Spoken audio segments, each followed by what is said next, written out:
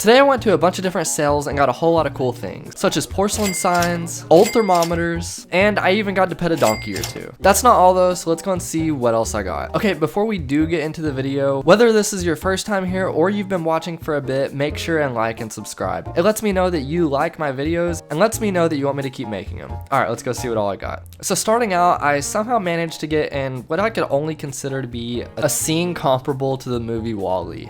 I got to dig through 3 buildings and I did get first dibs, although I really didn't find that much good stuff. But 2 of the best things that I did get were, first of all, this first aid kit. Now it was kind of rusty and in semi-bad condition, but at that, it had all the original stuff in it, and regardless of the condition, I still think it's worth probably around 25 bucks. Also, somewhere buried in this barn, I also found this kerosene sad iron. It should sell for around 200, and then my one GoPro battery that I had actually died, and you probably won't believe this, but I found 3 Mario games buried inside this barn, which is kind of weird. I mean, tell me, do you think Wii games would be buried in here? I personally didn't think so, but we somehow found it, so we got it. Okay, moving on. Next up, we actually went to this estate sale. I went on the first day and they were, to be quite honest, extremely overpriced. I went back on the last day and a few of the good things were actually still there, so I figured I'd see what I could do. Yep. I don't know. I don't think it says on there.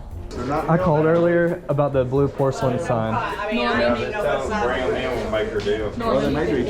is the guy that called. Oh, Jason, get the blue sign down for this gentleman. I'm gonna keep looking too. I just want to.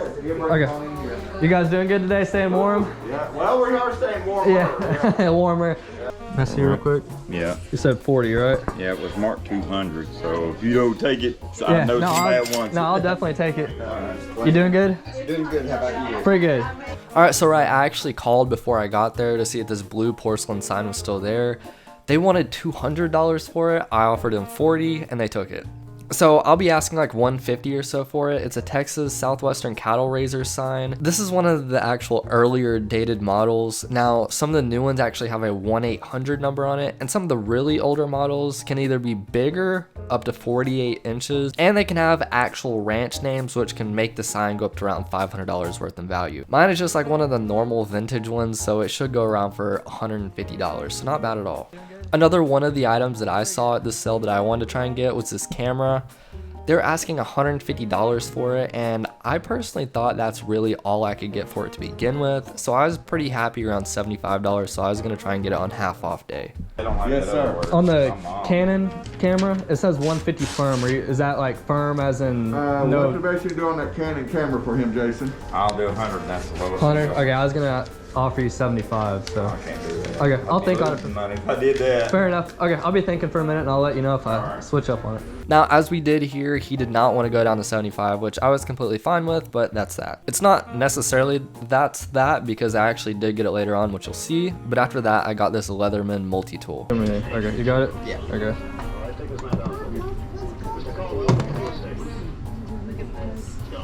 What, for that? Is that what it was in? Yeah. 35? 35, so it'll be 17. 17? Yeah. Okay.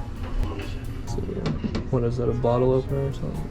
Bottle opener, and I think like it was like maybe use it as a screwdriver. I would just throw it out there. I would offer 10 on the Leatherman. I know you're 17. On the what? Leatherman up here. I know you're saying 1750. I just really wouldn't have much in it. And you said what? I'd offer 10. All right, I'll tell them. Okay. I only paid $10 for this, which was really where I wanted to be, but when I got it home, I actually learned that the other tool it came with, which was just like a small little thing about this big, was actually worth $30 in itself. So not only did I get the tool that should be around like 25-30 bucks, but also the other tool and the case. So I have over $60 worth of inventory off a $10 purchase. And while I was in that same area, I also grabbed this thermometer.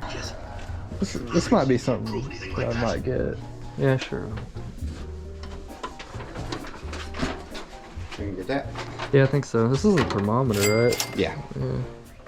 Be helpful if I had numbers on it, huh? Yeah, it would. I'm ready. Okay, what you got, sir? This. And me. On the camera? No, Man. I'll stay at 75. Take it. You sure? Yeah, it's gonna be firm. See, you wore him down. 75 right on this? Yeah. Okay, let's do it. All Now, I actually did just a little bit of research on this thermometer. I thought this was like literally the design of it, and I couldn't find anything online, even when I brought it home.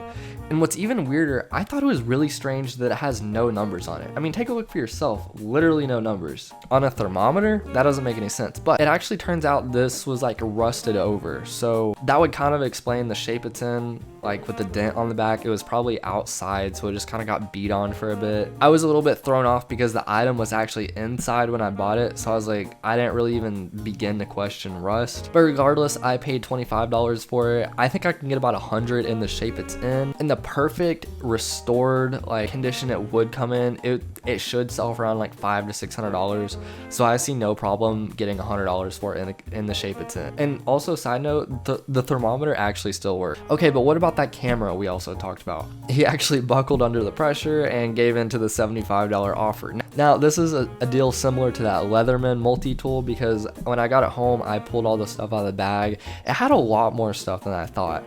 The lenses were worth a little bit more, and the accessories that went with it were also worth a pretty good amount. So I see no problem why I can't triple my money on this deal. I still wouldn't have paid $150 for it because it's still gonna sit for just a minute.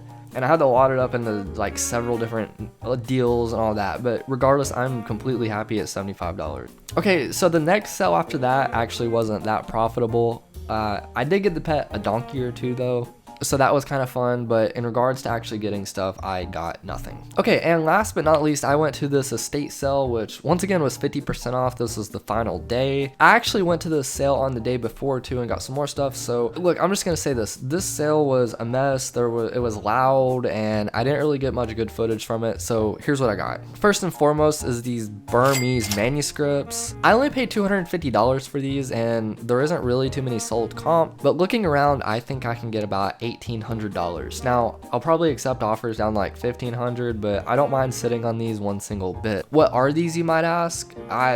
Buddhist manuscripts. That's all I can really tell you, and it's missing a few leaflets, which I don't really know if it's missing any leaflets or if that's just the way it came and it's less than others, if that makes sense. So we got that. That's obviously like the best find from this video.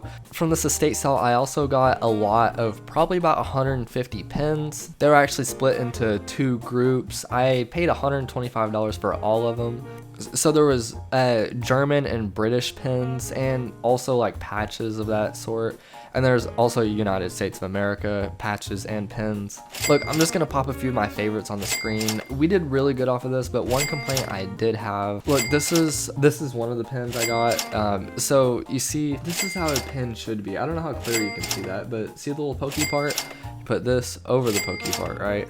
If you've really never dealt with pins, that's, you know, I mean, there's several different backings to the pins, but that's the general gist of it, right? All the pins, at least most of the ones I bought from the sale, didn't have the pokey part. The owner of all these actually snipped them all off. Kind of hurts the value a lot, but regardless of that, there still were some like really good items in there, especially some of the patches, and really for $125, I can't complain a lot. Now, what else did I get from the sale? A lot of military clothing. Once again, I'm gonna pop up on the screen. There was like military pea coats. There's a white shirt that came with the pants and the belt. That was kind of cool. And then a few other things of that nature. And then last but not least, to end off this sale, I got these samurai swords. I ended up paying $60 for these, and I sold them for $150, which obviously that's good profit. I honestly thought they were going to be worth a little bit more.